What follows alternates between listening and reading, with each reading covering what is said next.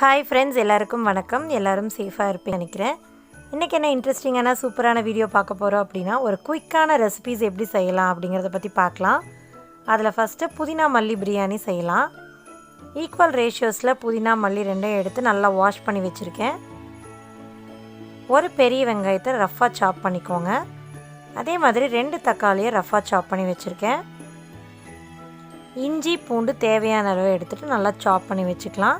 உங்கள் காரத்துக்கு தேவையான அளவுக்கு பச்சை மிளகாய்கள் எடுத்துக்கோங்க. அதுக்கப்புறமா பாஸ்மதி அரிசி 3 டம்ளர் அளவுக்கு எடுத்து ஊற வச்சுருக்கேன்.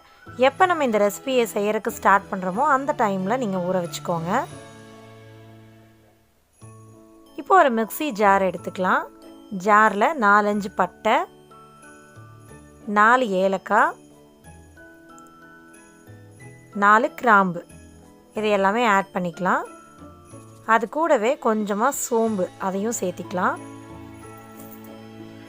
அதுக்கப்புறமா நம்ம கட் பண்ணி வச்சுருக்க வெங்காயம், தக்காளி, பச்சை மிளகாய், இஞ்சி பூண்டு, மல்லி, புதினா, கொஞ்சமாக உப்பு சேர்த்து நல்லா பேஸ்ட் மாதிரி அரைச்சி எடுத்துக்கலாம். இப்போ ஒரு குக்கரை ஸ்டவ்வில் வச்சுட்டு ஸ்டவ் ஆன் பண்ணிக்கோங்க. குக்கர் நல்லா ஹீட் ஆனதுக்கப்புறமா நம்ம தேவையான அளவுக்கு ஆயில் சேர்த்திக்கலாம். ஆயில் நல்லா ஹீட் ஆனதுக்கப்புறமா நம்ம அரைச்ச பேஸ்ட் இதில் ஆட் பண்ணிவிட்டு ஒரு 3 மினிட்ஸ் இந்த மாதிரி வதக்கி எடுத்துக்கலாம்.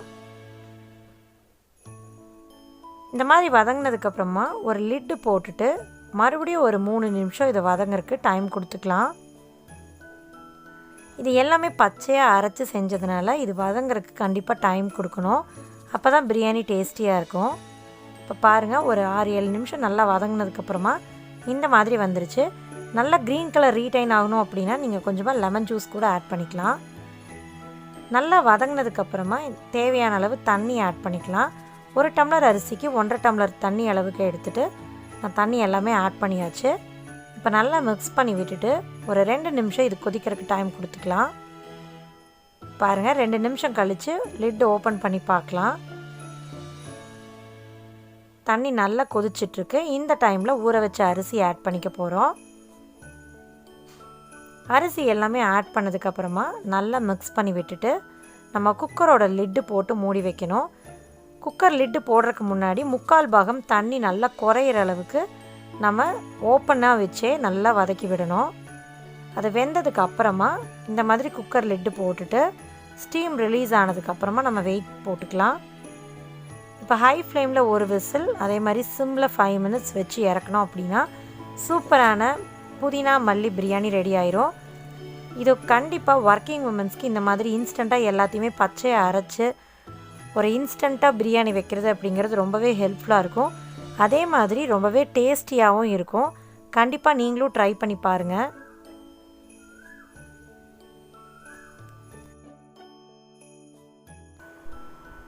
நெக்ஸ்ட்டு வெண்டைக்காய் புளிக்குழம்பு இப்படி இன்ஸ்டண்ட்டாக செய்யலாம் அப்படின்னு பார்க்கலாம்.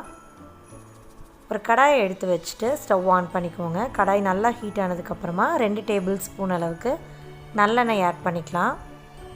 ஆயில் நல்லா ஹீட் ஆனதுக்கப்புறமா கட் பண்ணி வச்சுருக்கிற வெண்டைக்காய்களை ஆட் பண்ணிக்கலாம். புளிக்குழம்பு செய்கிறப்ப எப்போவுமே எண்ணெயில் நல்லா வெண்டைக்காயில் ஃப்ரை பண்ணிவிட்டு சேர்த்து குழம்பு வச்சோம் அப்படின்னா ரொம்பவே சூப்பராக இருக்கும்.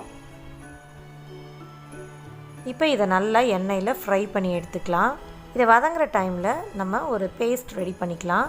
மிக்ஸி ஜாரில் சாப் பண்ணி வச்சுருக்கிற பெரிய வெங்காயம் 1, ஒரு 5-6 சின்ன வெங்காயம் அதை ஆட் பண்ணிக்கலாம். சாப் பண்ணி வச்சுருக்கிற பூண்டு அதையும் ஆட் பண்ணிக்கலாம். 2 தக்காளி அதையும் ஆட் பண்ணியாச்சு. ஒரு லெமன் சைஸ் அளவுக்கு புளி எடுத்துக்கோங்க, மீடியம் சைஸு. அதை நல்லா ஊற வச்சுட்டு அந்த ஜூஸ் எக்ஸ்ட்ராக்ட் மட்டும் நம்ம இதில் ஆட் பண்ணிக்கலாம். இது கூடவே நம்ம 1 ஸ்பூன் மல்லித்தூள், 2 ஸ்பூன் அளவுக்கு குழம்பு மிளகாய் தூள், அது கூடவே 1/2 டீஸ்பூன் அளவுக்கு மஞ்சள் தூள் ஆட் பண்ணிக்கலாம். கொஞ்சமாக உப்பு ஆட் பண்ணிவிட்டு இது எல்லாத்தையும் சேர்த்து நம்ம நல்லா பேஸ்ட்டாக கிரைண்ட் பண்ணி எடுத்துக்க போகிறோம்.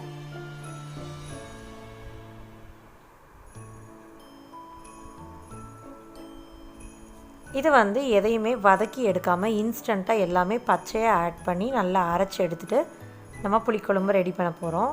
இப்போ பேஸ்ட் ரெடி ஆயிடுச்சு. இப்போ இந்த டைமில் தேங்காய் பேஸ்ட் நான் ஆல்ரெடி ஃப்ரிட்ஜில் ஸ்டோர் பண்ணியிருந்தேன். அதையும் வந்து ஒரு 2 ஸ்பூன் அளவுக்கு ஆட் பண்ணி எல்லாத்தையும் சேர்த்து நல்லா பேஸ்ட்டாக அரைச்சி எடுத்துக்க போகிறேன்.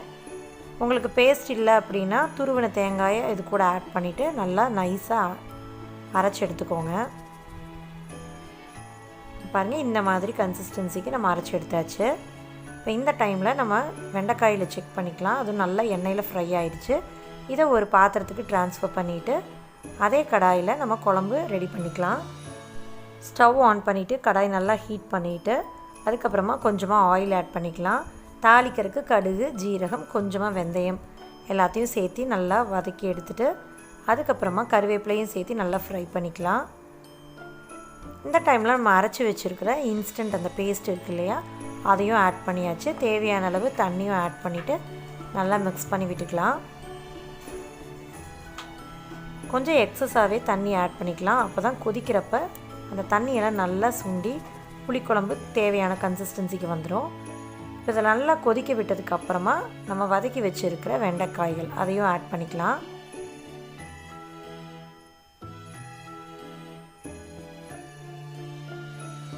நல்லா மிக்ஸ் பண்ணி விட்டுட்டு ஒரு லிட்டு போட்டு 5 to 7 மினிட்ஸ் நல்லா இதை கொதிக்க விட்டு எடுத்தோம் அப்படின்னா புளிக்குழம்பு சூப்பராக ரெடி ஆயிரும். பாருங்கள், ஓப்பன் பண்ணி பார்க்கலாம். இந்த அளவுக்கு தண்ணியெல்லாம் நல்லா சுண்டிடுச்சு. புளிக்குழம்பு எந்த கன்சிஸ்டன்சியில் இருக்கணுமோ அந்த கன்சிஸ்டன்சிக்கு வந்தாச்சு.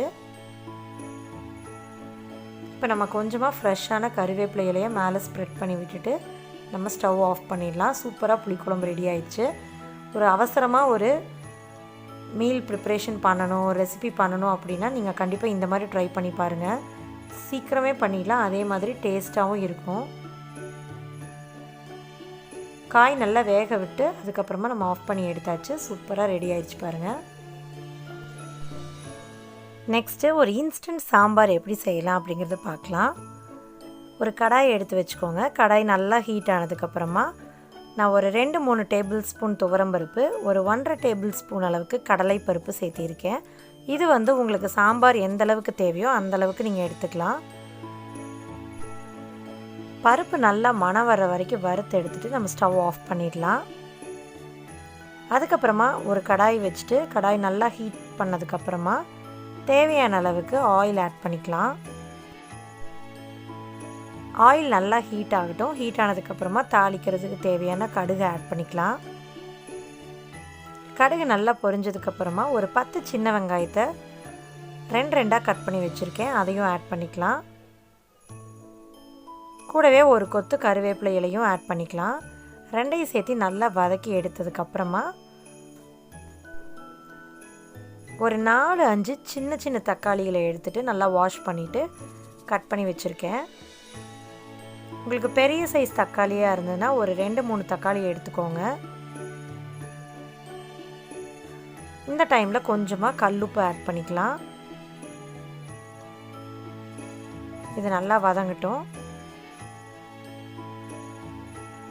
வெங்காயம், தக்காளி எல்லாமே வந்து நல்லா வதங்கினதுக்கப்புறமா நம்ம காய்களை சேர்த்திக்கலாம். இப்போ என்கிட்ட கத்திரிக்காய், உருளைக்கிழங்கு மட்டும் இருந்ததுனால நான் அதை மட்டும் நல்லா கட் பண்ணிவிட்டு தண்ணியில் போட்டு வச்சுருக்கேன். உங்களுக்கு வீட்டில் முருங்கைக்காய், கேரட் அது மாதிரி எந்த காய்கறி இருக்கோ அது எல்லாமே இந்த சாம்பாருக்கு சேர்த்திக்கலாம்.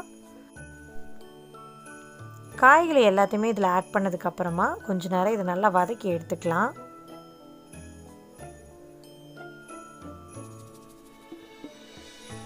ஒரு 2 மினிட்ஸ் நல்லா வதக்கி எடுத்ததுக்கப்புறமா நம்ம 2 ஸ்பூன் அளவுக்கு குழம்பு மிளகாய் தூள் ஆட் பண்ணிக்கலாம்.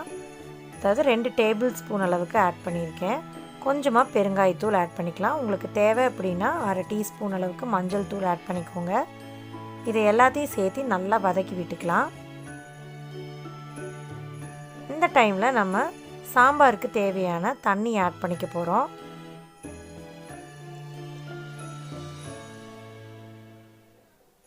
உங்களுக்கு சாம்பார் எந்த கன்சிஸ்டன்சியில் வேணும்னு நினைக்கிறீங்களோ அந்தளவுக்கு தண்ணி ஆட் பண்ணிக்கோங்க.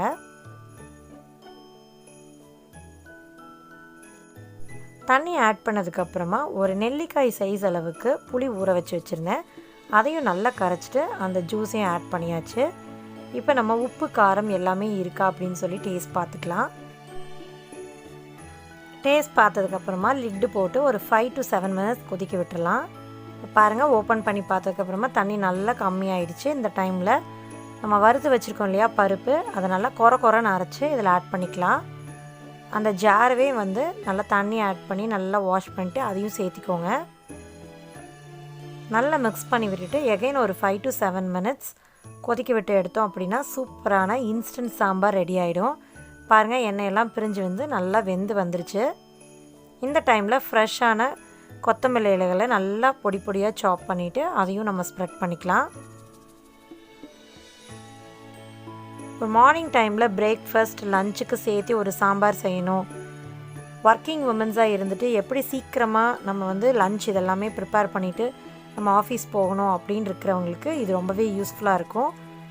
ரொம்ப குயிக்காக செஞ்சிடலாம், அதே மாதிரி ரொம்ப டேஸ்டியாகவும் இருக்கும். கண்டிப்பாக உங்கள் வீட்டில் ட்ரை பண்ணி பாருங்கள். நெக்ஸ்ட்டு ஒரு இன்ஸ்டண்ட்டாக ரசம் எப்படி செய்யலாம் அப்படிங்கிறத பற்றி பார்க்கலாம். ஒரு மிக்ஸி ஜாரில் வர மல்லி 1 ஸ்பூன் ஆட் பண்ணிக்கலாம், ஜீரகம் ஒரு 1/2 ஸ்பூன் ஆட் பண்ணிக்கலாம், 1 ஸ்பூன் அளவுக்கு குருமிளகை ஆட் பண்ணிக்கலாம். நீங்கள் இந்த மாதிரி ஒரு இன்ஸ்டன்ட் ரசம் வைக்கிறப்ப வரமிளகாய் கம்மி பண்ணிவிட்டு குருமிளகை அதிகமாக சேர்த்துக்கோங்க, ரொம்பவே டேஸ்டியாக இருக்கும். அதுக்கப்புறமா ஒரு 6-7 சின்ன வெங்காயம் உரித்து சேர்த்திக்கலாம், ஒரு 5-6 பல் பூண்டு சேர்த்திக்கலாம். இது கூடவே நல்லா சின்ன சைஸ் தக்காளிகள் 4 தக்காளியை கட் பண்ணி ஆட் பண்ணிக்கலாம். கூடவே 2 வரமிளகாய் ஆட் பண்ணிவிட்டு நல்லா அரைச்சி எடுத்துகிட்டு வந்துடலாம்.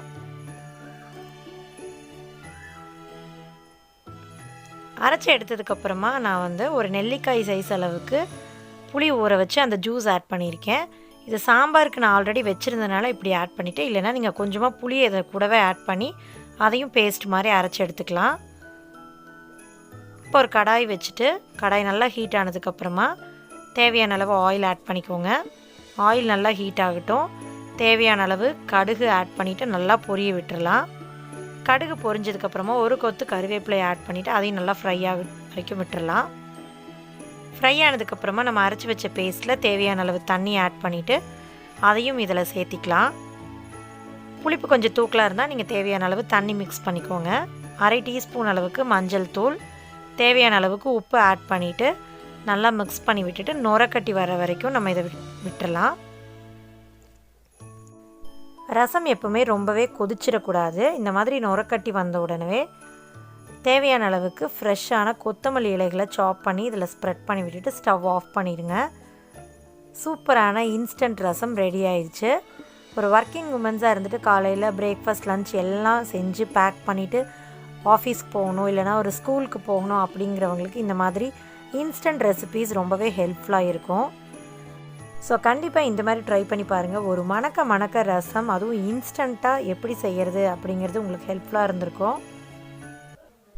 கண்டிப்பாக இந்த வீடியோ உங்களுக்கு யூஸ்ஃபுல்லாக இருந்திருக்கும்னு நினைக்கிறேன். இந்த வீடியோ பிடிச்சிருந்தா லைக் பண்ணுங்கள், ஷேர் பண்ணுங்கள், மறக்காமல் நம்ம சேனலை சப்ஸ்கிரைப் பண்ணுங்கள். தேங்க்ஸ் ஃபார் வாட்சிங் திஸ் வீடியோ ஃப்ரெண்ட்ஸ். மறுபடியும் ஒரு இன்ட்ரெஸ்டிங்கான வீடியோவில் மீட் பண்ணலாம். Until then, bye from Lux kitchen. Take care, tata, bye.